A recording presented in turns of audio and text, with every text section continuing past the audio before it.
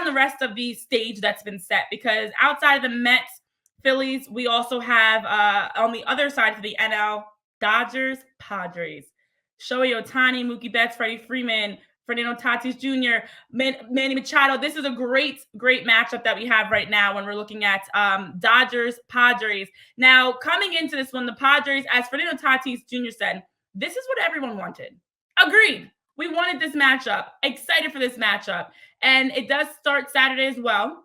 Now, the Padres are playing in the NLDS for the third time in the last 5 years.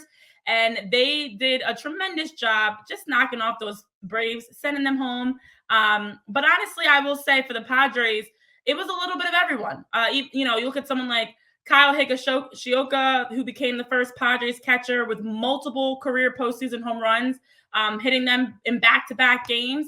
They had multiple guys contributing, and a huge way to close out that series against the Braves. Swept them, got 3 sweeps outside of the Mets Brewers. Everybody else was a sweep. And now we have a beautiful setup for Padres Dodgers. Tyler, we wanted this matchup because we also think the Padres can beat the Dodgers. I've been saying that for a while. I do think the Padres will beat the Dodgers in this one because, like you brought up, it was kind of a team total effort, and that's kind of how the Padres have manifested their games all year. The best thing that they had going for them by sweeping the Braves is now the fact that Dylan Cease gets the start in Game 1. He was third in strikeouts across baseball this year. The only 2 that were higher are the 2 guys that are going to win the Cy Youngs in their leagues, respectively. Tarek Skubal had 228. Chris Sale had 225.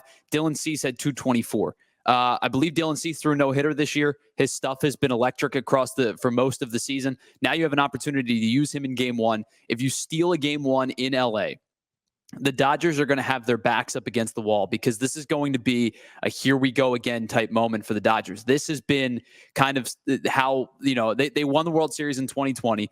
And no, we're not getting into, is it a real World Series or not? Because it is. I don't care if it was a short season.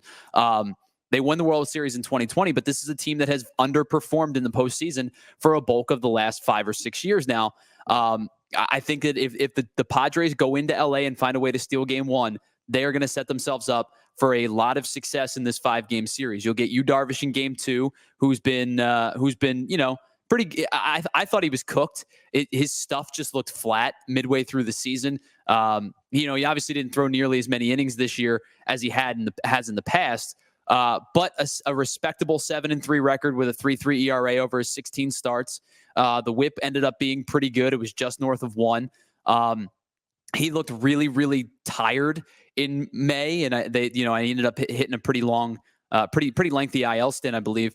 But he'll go Game 2, and then you're right back to the top of the order for Game 3. It'll be Michael King. It'll be Randy Vasquez. Your guys are going to be ready to go. This is a good San Diego team. Yeah. And we talk about those teams that have been playing that playoff atmosphere baseball for a while. They were second in terms of best record in September with win percentage. They roll through Atlanta, and now they have an opportunity to knock off a division rival who I think at this point, they're playing better baseball than. The Dodgers are a great team. Yeah. Do not get me wrong. Like, I'm not sitting here trying to say, I'm not trying to diminish the return on the Dodgers, but their pitching has leaked oil for a while now. They're going to turn to Yoshinobu Yamamoto for Game 1, who is, relatively still pretty new to returning from the IL. I don't know exactly what wording to say there. It's still pretty recent since he returned from the IL. He was out for a while. He was out for the bulk of the season. He's going to pitch Game 1. Jack Flaherty pitches Game 2. They acquired him for this exact reason, but I'm not quite sure the Dodgers pitching over the length of a 5-game series is going to stack up with the Padres at this point. I'm going to take the Padres in this one. Yeah, I know Steven's mentioning he heard the opposite. Jack Flaherty maybe first and Yamamoto maybe second. I'm going off the Dodgers website tells me, so. Yeah, that's what the Dodgers. Yeah, listen, teams have not fully announced who what their pitching rotation is going to look like, but we know those 2 will be pitching games 1 and 2, regardless which game is which. To the point of this matchup, though, I think the exciting thing is this has, for both teams, they got the offense there. We know that part. You look at the Dodgers, obviously Shohei Ohtani's been on an incredible run, finally gets to the playoffs for the first time in his career. You look at, Mookie Betts, Freddie Freeman's supposed to be fine. They took x-rays, nothing serious from that ankle injury. Offensively, the Dodgers, match up so well with the Padres when you look at Manny Machado, Fernando Tatis Jr., Jurickson Profar, all the guys have been stepping up. But you mentioned pitching. That's, in my opinion, really what it comes down to.